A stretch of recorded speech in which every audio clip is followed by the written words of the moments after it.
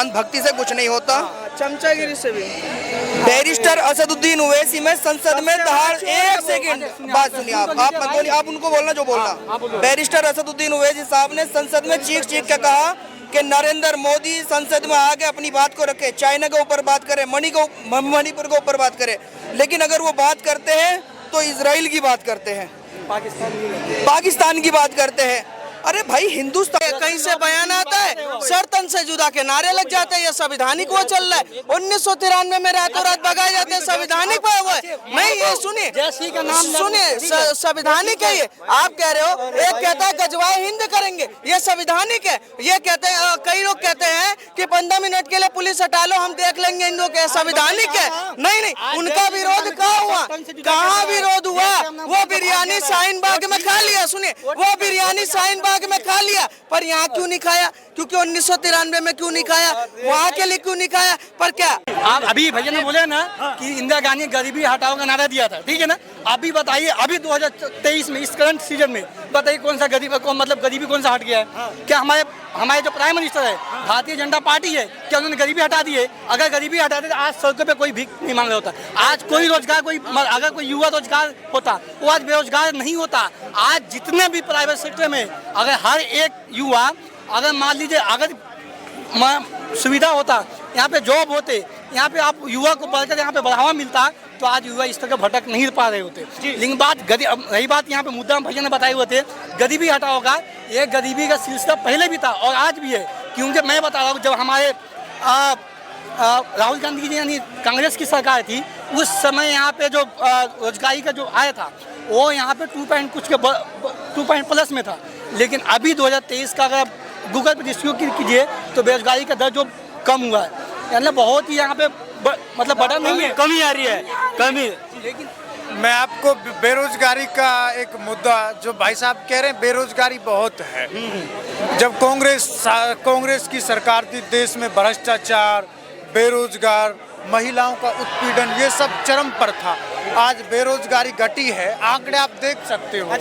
महिलाओं के आप महिलाओं का की जो व्यवस्था आप देख सकते हो। महिलाओं के लिए सरकार ने अलग से हेल्पलाइन नंबर, राष्ट्रीय महिला आयोग, राष्ट्रीय महिला संरक्षण के लिए अलग अलग स्कीमें बनाई हैं।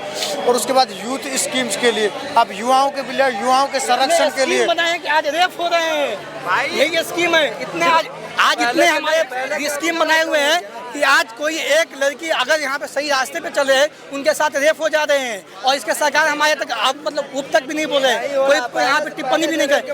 आज हो गया अभी रेप के मामले, अभी मैं आपको बता रहा हूँ, आप यहाँ पे पहले, क्योंकि अभी जो केंद्र सरकार है, अभी जो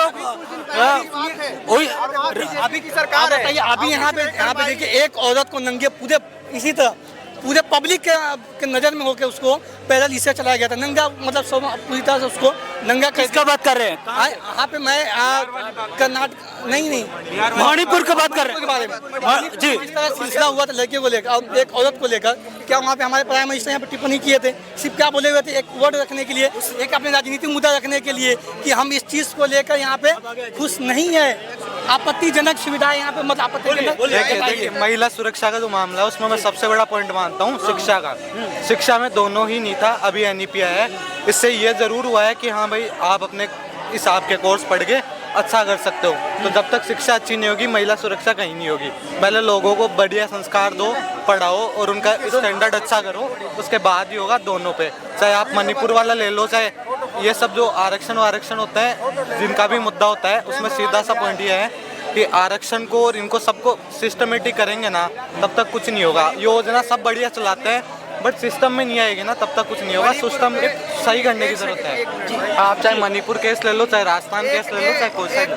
मणिपुर पे भाई बात कर रहे थे, सुनिए एक मिनट, कैमरा तो करेंगे। मणिपुर पे भाई बात कर रहे थे, मुझे अच्छा लगा कि मणिपुर पे बात कर रहे, पर मणिपुर में जो हुआ वो पूरा देश शर्मसार है। ठीक है कि पूरा देश सर झुका के और वो चीज करता है, पर बंगाल में यहाँ से राजस्थान यहाँ से 200 किलोमीटर दूर है, एक दलित लड़की को नंगा घुमा के रेप करके आग लगा दिया जाता है, उस पर इनका जबान बंद है। बंगाल में टीएमसी का नेता एक लड़की का रेप करके उसको नंगा भगाता है, इनका जबान बंद है। ठीक है, सुनो, छत्तीसगढ़ में एक लड़की के साथ दुष्कर्म होता है, इनका जबान बंद है।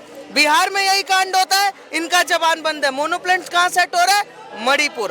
ठीक है, मणिपुर क्यों सेट हो रहा है? यही कांड उत्तर प्रदेश में हुआ होता है तो भी बोलते, क्योंकि उत्तर प्रदेश और मणिपुर में बैरिकेड तोड़ने के लिए प्रियंका गांधी, लड़की हूं मैं लड़ सकती हूं, ये वहीं बैरिकेड टूटता है, पर राजस्थान तक इनका ट्विटर ब्लॉक हो जाता है, उत्तर प्रदेश के लिए खुल जाता है। ये दोहरा चरित्र क्या देश की उत्तर प्रदेश की लड़की इस भारतीय देश की नहीं है, या राजस्थान की लड़की इस भारत की नहीं है? आपका दोहरा चरित्र साफ साफ नजर आता है। इनके मोनोप्लेट में सेट हो। अभी भैया मैनिपुलेट की बात की है ना, मैं आप उत्तर प्रदेश का ले लीजिए या बिहार का लीजिए या आप किसी भी स्टेट का लीजिए, अगर लड़की के साथ गलत हो रहा है, एक आपने नाम लिया, अरे आपने क्या बोला कि प्रधानमंत्री, सुने, प्रधानमंत्री 1 मिनट के लिए बोल के गए।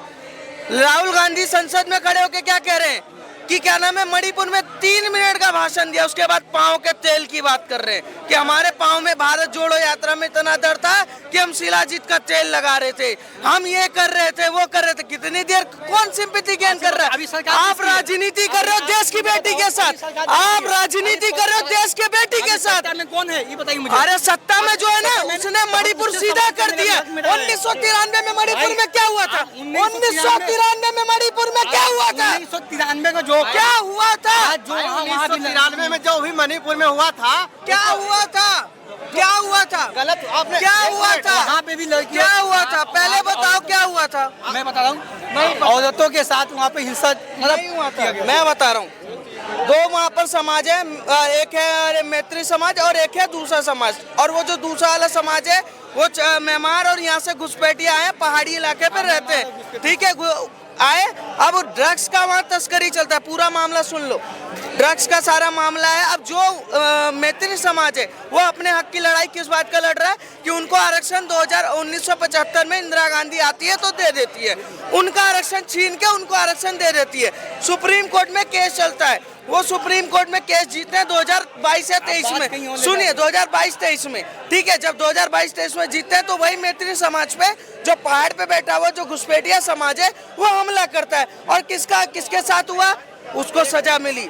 5 से ज्यादा लोग अभी भी बंद हैं और उन पे NSA लगा हुआ, दूसरा कार्रवाई चल रही है, पर इनको ये नहीं हुआ। व्हाट्सएप पे जो जितना ज्ञान होता है उससे ज्यादा ये बोलेंगे। अरे व्हाट्सएप यूनिवर्सिटी भाई देखो, अभी मुद्दा क्या हुआ था? मुद्दा ये हुआ था कि मोदी के सरकार में या यहाँ पे भारतीय जनता पार्टी के सरकार में लड़कियां सेफ है, यही ना मुद्दा हुआ था। तो मैंने उसका क्या जवाब दिया था कि मुद्दा सेफ नहीं है। आज लड़कियों के साथ जिस तरह पहले भी हो रहा था आज भी हो रहा है। राजस्थान पे क्यों नहीं बोला यार? एक सेकंड, तो भाई अभी करंट ना कि तुम बोला, मैं मुंह पे झूठ क्यों बोल रहा कि मुझे राजस्थान का नहीं पता, छत्तीसगढ़ का नहीं पता, बिहार का नहीं पता, मध्य प्रदेश का पता है, मणिपुर का पता है, उत्तर प्रदेश का पता है, राजस्थान का नहीं पता। सच्चाई बोलो ना, मुंह पे क्यों नहीं बोल रहे हो? सुनिए, मैं अभी बता, आज जो लड़कियों के नहीं बोलेंगे, सुन तो लीजिए। बोलेंगे। अरे भाई अभी लड़कियों के साथ जो गलत हो रहा है, क्या यहाँ पे सरकार की रिस्पॉन्सिबिलिटी नहीं बनता? सरकार की इतनी रिस्पॉन्सिबिलिटी है कि सरकार उसको सजा भी दे रही है और पूरा देश शर्मसार है। मोदी जी को पूरा देश गाली दे रहा है। मैं कहता हूँ मोदी जी, अगर ये गलत, ये जो कार्रवाई हुई है ये गलत है, और मैं कहता हूँ मणिपुर के जो मुख्यमंत्री है वो इस्तीफा दे तुरंत के तुरंत। पर राजस्थान के बोलो देंगे, बोलो ना, राजस्थान का भी देना चाहिए, छत्तीसगढ़ का भी देना चाहिए, बिहार क्यों देंगे? क्योंकि भाई सुनो, क्योंकि मुख्यमंत्री नहीं है। राजस्थान का अभी है गहलोत, अभी चुनाव खत्म नहीं हुआ है, चुनाव अभी चल रहा है। 25 तारीख को चुनाव हो चुका है। 4 महीने पहले का केस, 4 महीने सुने, 4 महीने का केस। मैं कहता हूँ चलो राजस्थान, छत्तीसगढ़ में हुआ, बिहार में हुआ, मैं कहता हूँ जो वहाँ का मुख्यमंत्री इस्तीफा दे और उसके ऊपर कार्रवाई करनी चाहिए, जेल में बंद करना चाहिए। पर इनके ऊपर कार्रवाई कौन करेगा? इनका कौन जवाब देगा?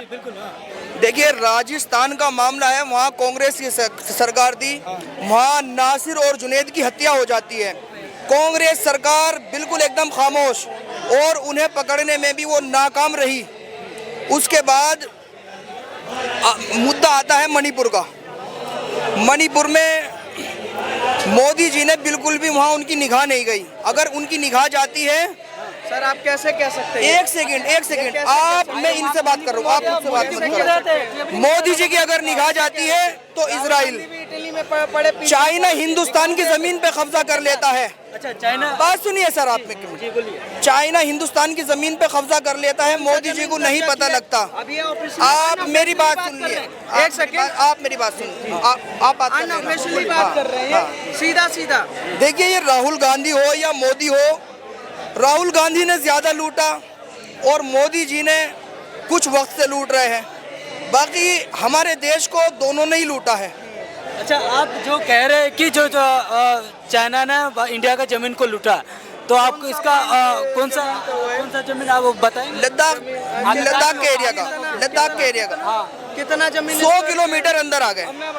सुनिए, आप मेरी सुन लीजिए, लद्दाख की जिस जमीन की बात कर रहे हैं, लद्दाख नहीं वो अरुणाचल प्रदेश है, लद्दाख उधर है और अरुणाचल पर सुनिए मैं दूसरा बता दूं, ये जो बता रहे हैं ना, वहाँ पर 0.3 और 4 का एक MB वो चलता है, ठीक है। वहाँ पर क्या हुआ था कि वो 4 में घुसने की कोशिश कर रहे थे।